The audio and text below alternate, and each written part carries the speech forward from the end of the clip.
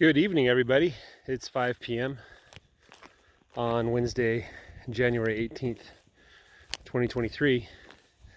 I think this pasture has quite a bit more grass than the last one had. And it's not just the fact that we have great backlighting right now. The temperature is about 70 degrees, 68, 70, somewhere around there. Oh, look at that, yellow's all filled in. I didn't feed them this morning, but I just fed them.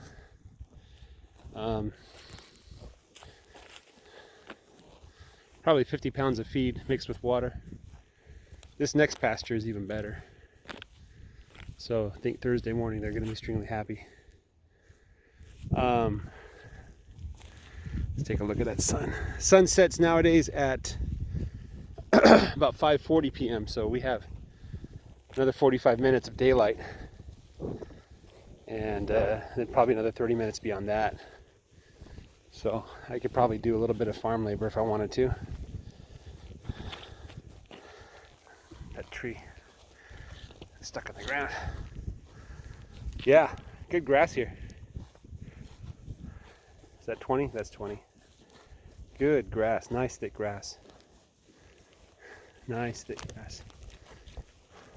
I think this is a heifer. I think I might keep this one. She looks good. Gook. Assuming that is a heifer, number 6.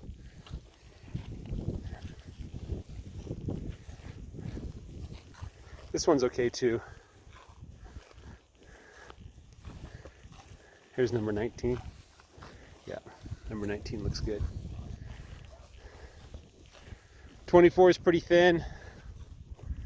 But she gave me a good calf, I remember that. And 10. 21, of course. Look at that 21. Look at her. Greg Judy says you shouldn't be able to read a newspaper under the cows. They should be so low and short-legged. So I think 21's in the right direction. A lot of my cows are tall though. Have long legs. I'll get them short. I'll bring in some short genes and I'll start optimizing for short cows. Let's see what this one's up to. Who is this guy? Is that 6? Yeah, that's number 6. Yeah, she's filled in nicely too. She only has a little bit of a hollow in the triangle there. Cows are doing great. They are doing great. I noticed in the last pasture that they were in 3.5 days ago.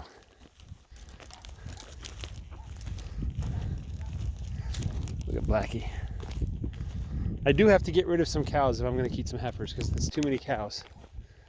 So I gotta maybe take the top half and keep a bunch of heifers, or only keep a few heifers and get rid of the bottom quarter of the cows. So the grass looks like it's already growing back. Hey there, Nutmeg. How are you? Oh, you're such a good dog. The grass looks like it. What are you doing? Did you want to play? The grass looks like it's already grown back. That's what I wanted to say. Hey, get down. Get down from there. The cows, they ate it short, but it's already growing. So the grass is in that growth phase right now, which is good. That's what I want to see. Look at that. It's beautiful, beautiful grass. So this area is where I kept the chickens for a long time. Let me show you this. Chickens destroyed the land, chickens and the ducks together. So in the middle of the drought, after the fire, I couldn't keep the chickens and ducks out there anymore. Plus, getting water to them was hard. So oh, it's a leg bone. So I brought them here. And this was a little mud puddle that they can keep cool in. And now it's just beautiful. It's just beautiful here. It was all dirty and muddy. Hey, Nutmeg, what do you want? You smell that treat in my pocket or something? It's not for you right now. So now it's just beautiful and green and growing. growing well, growing fast. My chickens will not stay in their net. Look at that. I know I've lost at least one. There's a chicken that we can't find anymore. We haven't seen the carcass either, so maybe she flew away. But most likely she's gone. So this is the chicken coop, chicken area.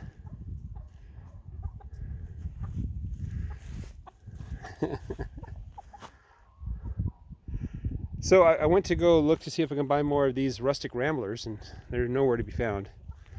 Hillside Hatchery sold them last year. They're not selling them this year. I don't know if they're a crossbreed or what they are, or if they can sell them again later. But I'm very pleased with this breed. I haven't had eggs yet. I'll get eggs soon. But I'm told that the black colored chickens tend to evade the hawks. So, but they're just troopers. They've been doing well. No complaints there. Anyway, that's the update of what's going on in the farm. I make these videos to document for myself. Also for anybody else that wants to see. One of the hard things I had with Greg Judy was a lot of what he talks about is obvious once you start doing it, but until you start doing it and seeing it, it doesn't make much sense. So I read his book several times. Let me fix the tent here. The first time I read him, you know, it was interesting, but I didn't really get too much out of it. Oh man, this isn't good. Come on, get up. Yes, the tent is back to life. Need to hook this on there. So, yeah, the first few times I read the books, it wasn't until I really started doing it that he started to make a lot of sense, if you catch what I'm saying. So, hopefully these videos help you see what's actually going on and what's happening.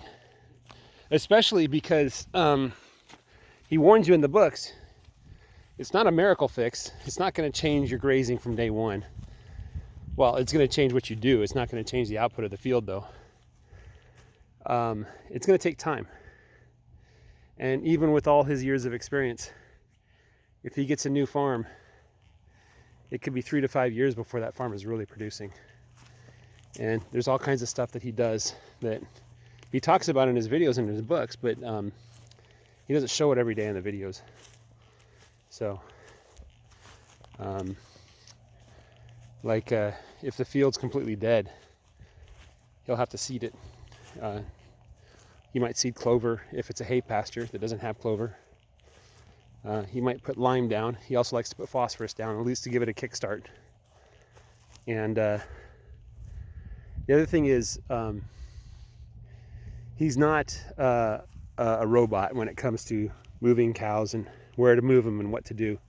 He says it's more of an art than a science. Right now, it's very much a science for me.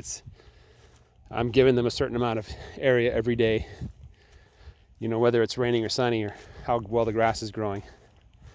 The key things that I'm focusing on is giving the grass enough time to rest and grow back as much as possible. And right now, I'm not really tuned into the dietary needs of the cows. So I'm kind of optimizing for the grass and not the cows. It's one of the reasons why I like having longhorns. They're much hardier than the other kinds of cows. So, look at that sun. Those calves. You know, the other thing is about electric wire is you have to train the animals on the electric wire. So you see this calf that's crossed the electric wire. That's because the calf doesn't know that it's not allowed to do that. And the way you train animals on electric wire is you put them in a pen where they cannot escape, and then you put electric wire just on the inside of that pin. And then they get zapped by it. And when they learn to stop touching the wire, then you put a cross wire in the pin until they stop getting zapped by it. And the next step is you put an opening in the cross wire, and you put their food and water on the other side of the opening. And then they learn that it's the wire that zaps them. It's not the fence. It's not anything else. And as long as they stay away from the wire, they're fine, right? And the guy that I heard that method from wasn't Greg Judy. It's one of the guy that works with Greg Judy. That you know, they work together. They talk a lot about stuff, but he claims he can train anything using that system, even birds. And my mistake with my chickens is I didn't train them on the hot wire. I just put them behind hot wire and expected it to work, but you have to have that barrier that they can't cross, you know.